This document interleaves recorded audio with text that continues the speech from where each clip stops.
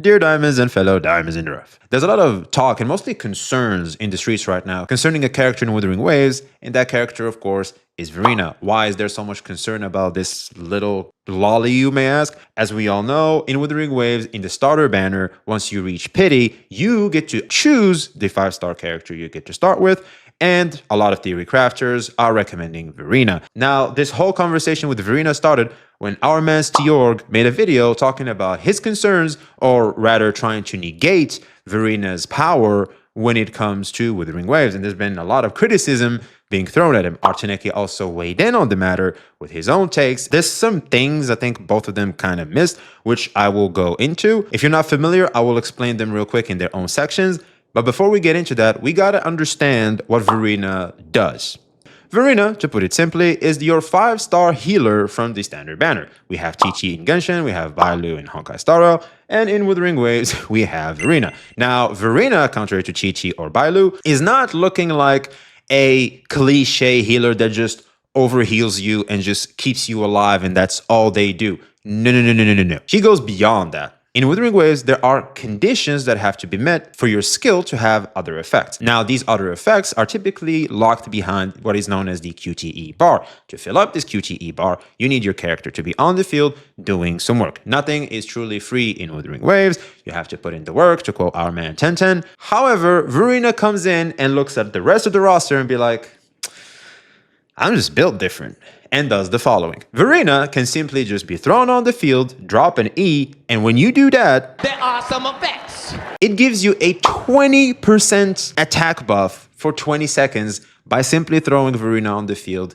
casting her E real quick, and then switching out. So you can look at me and go, oh, she's an attack buffer, she ain't even healing though. Well, that's kind of where the QTE comes in. If your QTE bar is full, she gets to recover 19% of her own attack to the entire squad, just cuz. God damn! But are you supposed to fulfill the QTE bar? She's not on the field. You said you need to attack and do shit to get the QTE bar full. Well, unfortunately, angry babies, Verina gets to negate that too. With only 3 switches, as soon as she hits the field, she generates a third of what she needs in her QTE bar. Which means as you switch to her 3 times, she gets to fulfill her QTE bar and recover 90% of your HP just like that. Making Verina a very comfortable yet very powerful unit that obviously has a lot of differences when it comes to Chi-Chi and Bailu from the other titles that we know and love.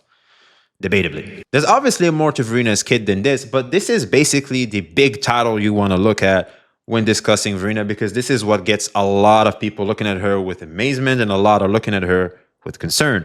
Stiorgs' point was something I wanted to say also before I did my research, which is the following.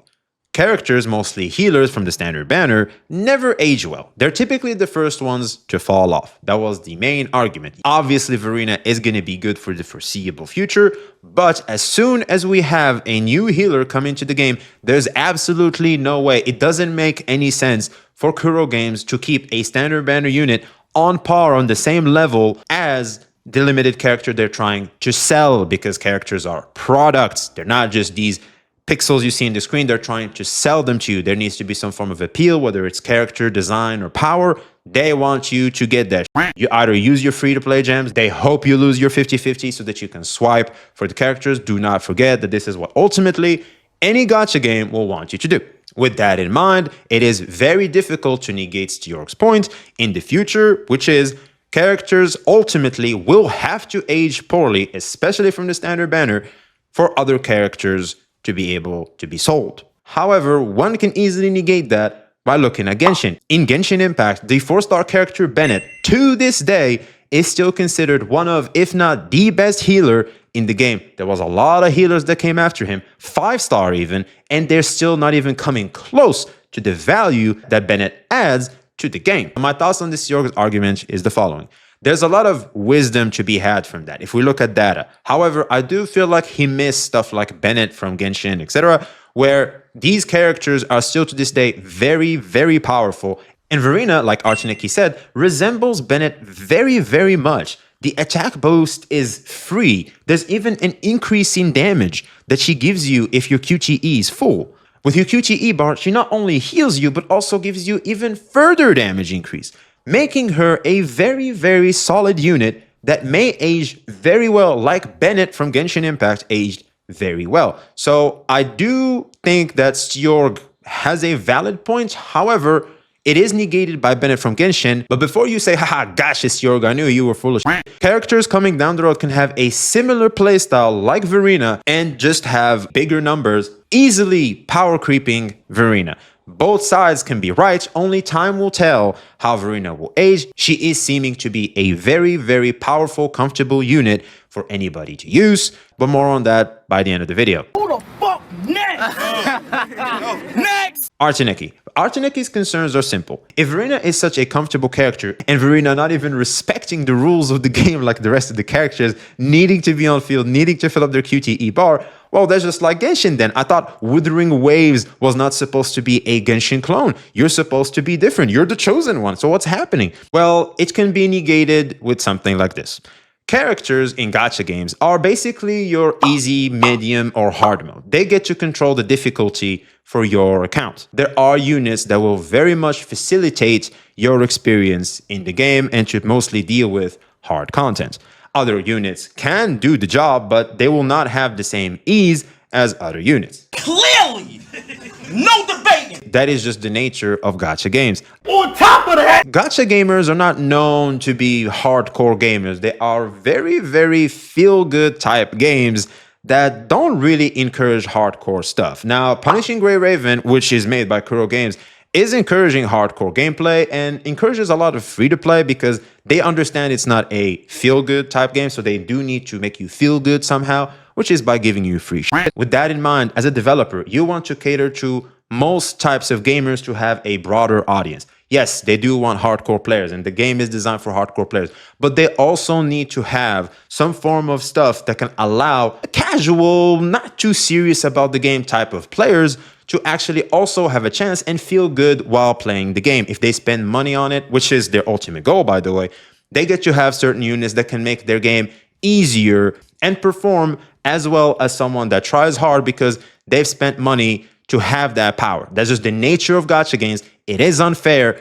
Cry me a river. With that in mind, we have to tackle a big point that I do love Artonecys bringing it up, which is the game mechanics themselves are being negated by Verina's existence. Let me explain. The QTE bar, perfect dodging, and most importantly, parrying are core mechanics in the game that reward the players that can fully take advantage of them. These mechanics obviously require some level of skill. QTE bar, not so much, but it does require you to watch out from the enemy as they do have the ability to one-shot you, but parrying allows you to stun your opponent and perfect dodges can give you perfect openings so that you can dish out a lot of damage. Verina negates all this. Somewhat.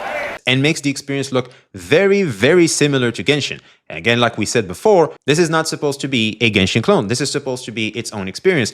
Well, maybe their thought process with Verina is she's for the Genshin players. Kuro Games understand that a lot of their audience is going to come from Genshin Impact. It's going to come from Honkai Star or Honkai Impact, from Hoyoverse. Most players playing Wuthering Waves would have had at least some form of experience with Genshin Impact. For Genshin Impact players, characters like Verina can help tremendously with their experience, feel welcome and somewhat familiar, and most importantly, rewarded by playing a game that resembles the one they're playing right now.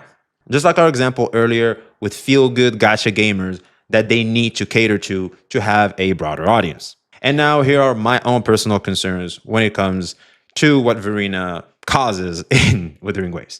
In Wuthering Waves, you don't have 4 characters like Genshin or Star Rail. You're playing with 3 characters. Freedom things?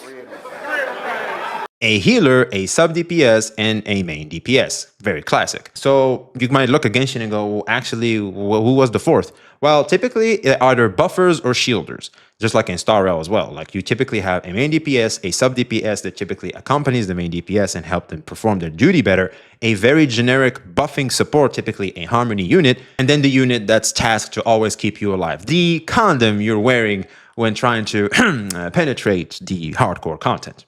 In Wuthering Waves, there's only 3 slots for that. The sub DPS, the main DPS, and of course, the healer. Now, you may be wondering, well, where's the buffer is? Typically, it's the sub DPS's role and the healer's role. The healer's role is going to be healing and buffing. The sub DPS's role is going to do damage / buffing the main DPS typically after switching. My personal concerns when it comes to characters like Verina is the on-field time for them is very, very small. Contrary to Genshin, when you have 4 units, it requires at least some degree of rotation and cooldown management you have to do in Genshin to make sure you're taking full advantage of your cooldowns and rotations, reactions, all that stuff. In Wuthering Waves, there's only 3, and in Genshin Impact, healers are usually not really on the field. That's why Bennett is so good, because you just throw his circle and you leave. But if you need emergency heals, say for example, characters like Jean, etc., you typically don't even need to do them unless you're very bad at playing the game. Bennett at least gives you an attack buff by quick swapping into him, hence making Bennett such a valuable unit. Kokomi, for example, also can just dish out her E, and through the Thrilling Tales can give you an attack boost, or also the Tenacity of the Millilith, if I remember, gives you an attack % buff through her Jellyfish. So it makes healers in general typically don't have a big role in your team if you know what the hell you're doing, leaving you in Genshin with 3 units that you typically rotate into. In Wuthering Waves, that's even smaller, only 2 units, your sub DPS and your DPS. I don't know about y'all, but even with Genshin's 4 unit, rotations tend to grow very stale at some point. And I do have some fears that for Wuthering Waves, if you have characters like Verina, let me be very precise here, because I do feel like I miss out on some details sometimes, and a lot of people can get me the wrong way. With Verina specifically, with characters like these that are quick swap, because of the existence of only 3 characters in a party, I do believe you will be only locked to 2, because why the hell would you switch into her if you already used the buff and you get to just keep doing your thing real quick for 20 whole seconds? At some point, you're just gonna look at it and go, well, it feels like I only play with 2 characters. I'm not even playing with 3. Just like in Genshin, a lot of the times, I don't know about you guys, but just like, say for example, characters like Zhongli, well, you do feel like you're only playing with 3 characters, sometimes even 2. Maybe you don't need those emergency heals after all, like Hu Tao, Chinchu, Zhongli, and maybe an emergency heal because you know you're trash at the game. And hell, an argument can be even made for characters like Chinchu. It's like double E ult and that's it. You just switch out. Genshin is already suffering from a rotation problem, especially in certain comps and characters. I do hope the game does not encourage this form of playstyle. That's what I want to give a huge emphasis in. Do not encourage. It's good to have, like I said before, it's good to have this form of playstyle if we want to reach a broader audience. That is fine. Business is business. I do hope that we're not encouraged to use these types of comps, and at least we get to keep the skill level at a respectable point. If characters like these are what's going to be encouraged for Wuthering Waves, we are, like Artonecys said, we may have a case of Genshin Impact cloning in our hands. I do understand the need of its existence, but unfortunately, please don't encourage it too much. Like, have it there, keep them very scarce. My solution to this is easy. Have them very, very scarce. We have Verina now. Let's wait 4 patches down the road, have a character like this again, and so on and so forth. I do believe like this, these characters will be very scarce in the roster. They're not as present, and you kind of like, if you want to play with a comfortable unit, you get to snipe them down, but you're not forced to at every damn patch. Or you might pick 1 or 2 in case you want to play easy mode from time to time, but you're not forced into them all the goddamn time. Because let's face it, most of us do care about what the meta says, and games like Wuthering Waves are seemingly gonna encourage some form of meta shit, because game is pretty difficult from what I gather. It's not just something you can just throw in and just like, it's so simple. No. The game does require some core mechanic understanding. It does require for you to be used to the mechanics, dodging, all that. It is very important. I even talked to some people, Verina included in your team. It's not as comfortable as you might think. You do need to learn a lot, but that is ultimately up to the player. So to sum it up, Verina's problem is the quick swap strategy that she very much encourages. She has basically no field time. She basically can just hit the field for 30 frames, half a second, do what she's supposed to do, tag out, and allow your other characters to do what they're supposed to do, while the rest of the roster in Wuthering Waves so far does not have the ability to do that. Hence, Verina negating what the game is encouraging, whether it's dodging, parrying, filling up your QTE bar, all that good stuff. Verina negates that, and that is ultimately our concerns Whether it's she's not going to age well through other healers, whether it's going to make Wuthering Waves a Genshin clone, or whether it's going to make the rotation system feel very, very terrible. That is ultimately the concerns for Verina in the streets right now. She is powerful. She is a good unit. Do not misunderstand, please. I'm even considering her myself. I might be casual in Wuthering Waves. Who knows? But until then, we'll see. Everything said here is subject to change. Genshin apparently is going to have a rework to her kit. There was a lot of criticisms about her kit in the beta. She's apparently like Jean being good at everything, but not great at anything. Now, apparently there's going to be a rework to her kit, and reworks tend to be pretty powerful. We learned one thing from Zhongli from Genshin Impact. Reworks are typically very powerful. So Genshin could negate everything that's being said about Verina right now comes to release. So keep all this in your mind, but do not just go in the game rushing in release date into Verina. Take a little step back, look at content creators, look at what everybody's saying in the streets, gather the best data possible to make the best decision possible for yourself. Like Genshin and Stara, I'll be making a lot of Wuthering Waves content down the road. I will let you guys know what is up in the streets. So do make sure you like, comment, and subscribe to not miss out on anything that happens. I will see you on the next one. See ya.